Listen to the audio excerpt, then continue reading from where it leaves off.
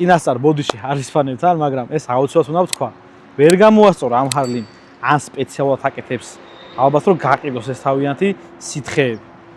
ვიროძე რომ ამბობენ, აი მე პორშეს ძრავია და რაღაცა და კი, მართალია, მაგარია.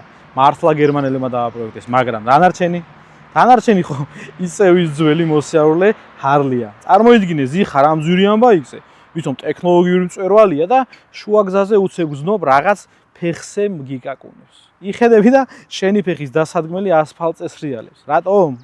იმიტომ რომ იმ წყეულმა ვიბრაციამ ყველაფერი დაურყია და ისე ჯადოსნური ლურჯი სითხე რო არ იყოს, თუ არ გისვია ბოლტებზე.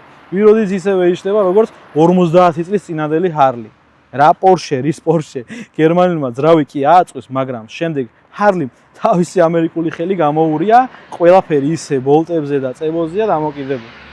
ვიროძე საერთოდ არ უნდა გჭირდებოდეს ეს სითხე, მაგრამ ამას ინჯედა არ წაუსვა. ერთ კვირაში ნახევარი მოტოციკლი გარაჟში დაგრჩება და ნახევარი გზაზე.